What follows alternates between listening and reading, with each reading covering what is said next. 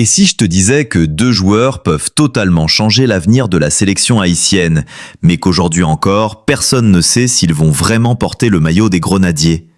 Oui, Foot Actu, bienvenue dans une nouvelle vidéo explosive, parce qu'aujourd'hui, on parle d'un dossier brûlant qui fait trembler tout le football haïtien depuis des mois, les frères Seïd, Émile et Michel Kondratsen Seïd.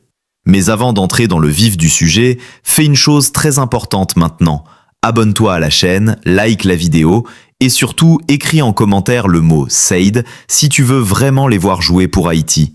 Parce que ce que tu vas découvrir aujourd'hui risque de complètement changer ta vision de cette affaire. Reste bien jusqu'à la fin parce que la vérité derrière ce dossier est beaucoup plus complexe que ce que tu imagines. Depuis plusieurs mois, deux noms reviennent sans cesse dans l'actualité du football haïtien. Deux noms qui alimentent les débats, les espoirs, mais aussi les frustrations. Émile et Michel Kondratsen Seïd. Deux jeunes talents formés en Europe avec un potentiel énorme, une qualité technique indéniable et surtout une double nationalité qui ouvre plusieurs portes. D'origine haïtienne et norvégienne, ils représentent exactement le type de profil que la Fédération haïtienne de football cherche à intégrer dans son projet. Jeunes, modernes, formés dans des structures européennes, capables d'apporter une vraie valeur ajoutée à la sélection nationale. Très vite, leur situation attire l'attention. Les discussions commencent, les contacts sont établis et selon plusieurs sources fiables, un accord aurait même été trouvé entre leurs représentants et la fédération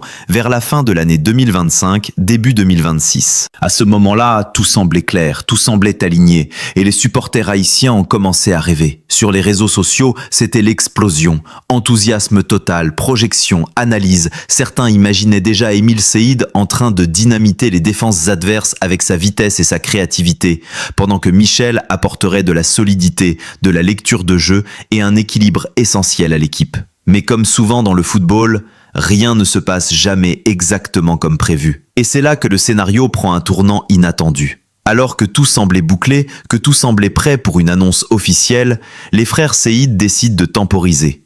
Oui, temporiser. Et ça, c'est le premier choc dans ce dossier. Parce qu'en réalité, ils ne disent pas non à Haïti, mais ils ne disent pas oui non plus. Ils choisissent d'attendre. Et là, forcément, une question explose dans toutes les têtes. Pourquoi ? Pourquoi retarder une décision qui semblait déjà prise? Pourquoi ne pas saisir immédiatement l'opportunité de représenter Haïti, surtout avec la Coupe du Monde 2026 qui approche à grande vitesse? La réponse, elle est plus stratégique qu'émotionnelle. Les deux joueurs estiment tout simplement que ce n'est pas encore le bon moment dans leur carrière pour s'engager définitivement avec une sélection nationale. Et il faut comprendre une chose essentielle. Choisir une sélection, ce n'est pas juste jouer quelques matchs. C'est un engagement fort, parfois irréversible, qui peut définir toute une carrière internationale. Dans leur cas, une autre option existe encore, la Norvège. Même si leurs chances d'intégrer la sélection norvégienne ne sont pas garanties, elles existent. Et tant que cette porte n'est pas totalement fermée, ils préfèrent prendre leur temps, analyser, réfléchir, peser chaque décision. Mais ce n'est pas tout. Début mars 2026, la situation devient encore plus confuse. Des rumeurs commencent à circuler dans les médias et sur les réseaux sociaux. Les frères Seïd seraient déjà en Haïti. Immédiatement, l'excitation remonte. Les fans s'emballent, certains pensent que c'est enfin le moment, que la signature est imminente, que l'annonce officielle est sur le point de tomber.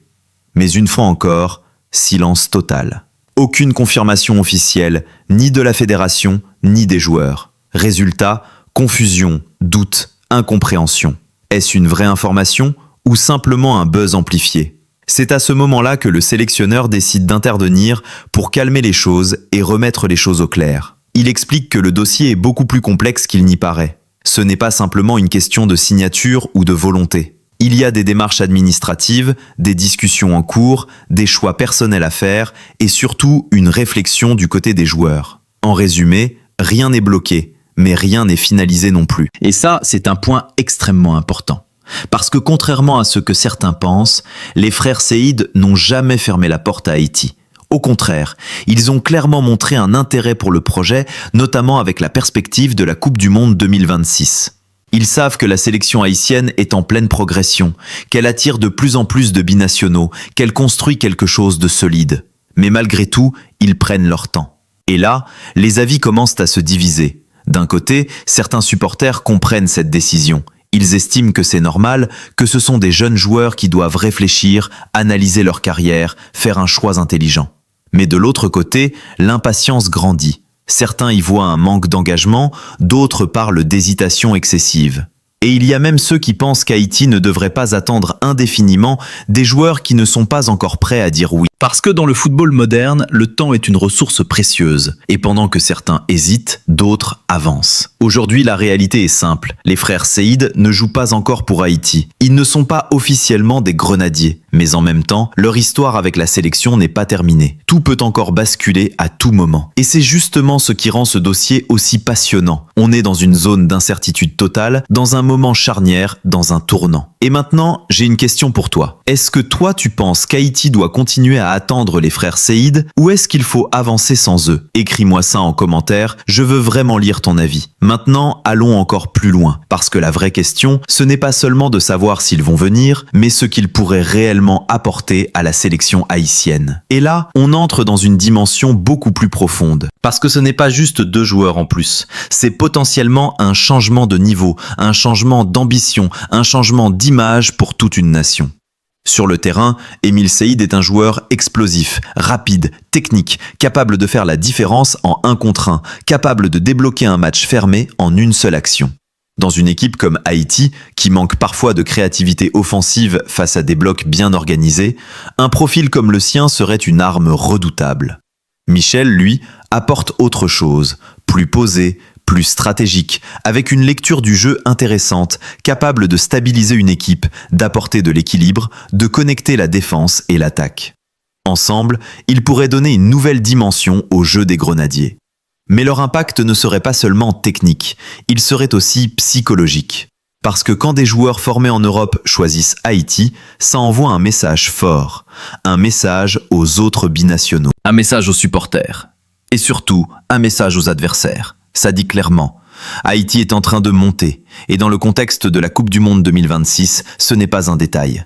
Parce que l'objectif n'est plus seulement de participer, l'objectif c'est d'exister, de rivaliser, de surprendre, peut-être même de créer l'exploit. Mais il y a aussi un autre scénario, et il faut en parler. Et s'il ne venait jamais? Oui, c'est une possibilité réelle. Dans le football moderne, les choix de sélection sont complexes. Il y a la pression, les ambitions personnelles, les opportunités en club, les conseils des agents. Et parfois, même avec de bonnes intentions, ça ne se concrétise pas. Si les frères Seïd attendent trop longtemps, ils pourraient s'éloigner du projet haïtien, ou être dépassés par d'autres joueurs qui, eux, auront déjà fait le choix de s'engager pleinement. Et c'est là que le débat devient encore plus intéressant.